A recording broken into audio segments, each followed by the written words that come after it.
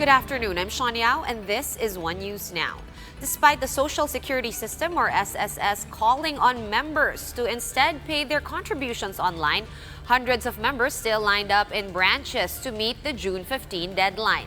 To tell us how the situation was on the ground, we have JC Cosico reporting to us live from Quezon City.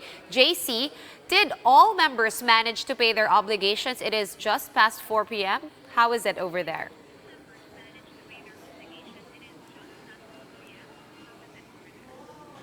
Yes, Sean, pensioners braved the bad weather to meet the deadline for the monthly contribution for the Social Security System, or SSS. As payments need to be paid on or before June 15, a long line of members and employers lined up at the SSS branch in Diliman, Quezon City. Due to lockdown restrictions, most members were unable to settle their obligations.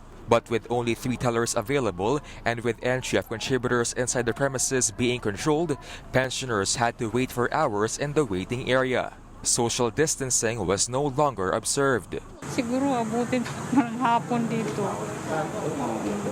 So tiis-tiis na lang? Tiis-tiis na lang at makabayad lang. Kahit na ulan? Oh, may masilungan naman. Dapat naman dagdagan nila yung teller para naman kahit papano umuusad ng mabilis. Kasi ang dami na talagang compared sa loob. Tapos may social distancing pa sa loob. May ilan lang pinapasok. Due to the branch limited manpower, it had to set a cut-off, only accommodating 250 individuals. Those who failed to secure a slot were told to return on Monday. Wala na daw number. Kanina pa raw 9 o'clock last nagbigay ng number. Eh, ano gusto niya mangyari sana ngayon? Makabayad. Kasi mas mahirap pag sa Monday, maraming tao. Eh, paano kaya yan? Eh, wala na daw eh. No choice, uwi na lang. Monday ng 5 o'clock, dito na ako. Agahan mo na? Oo. Para makabayad. Kasi mahirap mag-penalty.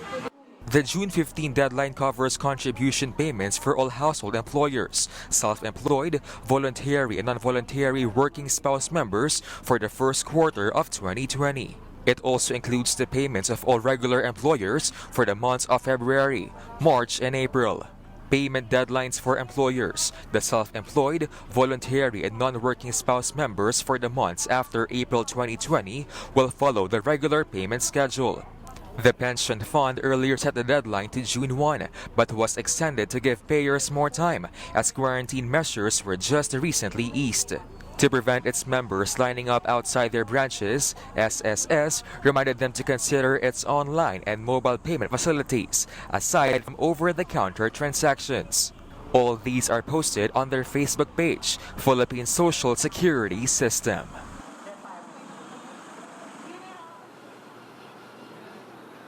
Sean, we're still awaiting confirmation from the SSS if Monday's deadline is final or will it still be extended. Meantime, the branch says they will add more tents to guide or to ease the plight of payers lining outside. Sean? Thanks for that update, JC Cosico, joining us live from Quezon City. Here are other stories we're keeping our eyes on. Chief Justice Diosdado Peralta says that the plea of elderly and sick prisoners for temporary release amid the COVID-19 pandemic could be resolved by next week. 23 prisoners asked the High Tribunal for their temporary release as early as April 8. But the only action taken by the Supreme Court was to seek the government's comment. The Philippine National Police warns protesters planning to hold rallies on Independence Day that they will be strictly enforcing the ban on mass gatherings amid the general community quarantine. This comes after the Movement Against Tyranny and other groups said that they plan to hold Mañanita protests on June 12.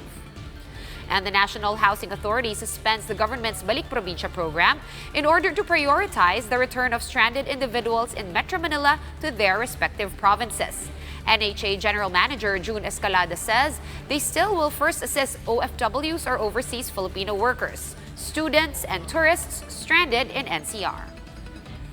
For more updates, follow News 5, The Philippine Star, and Business World online. Visit our website, onenews.ph, for more in-depth analysis. You can also catch One News on the Signal Play app.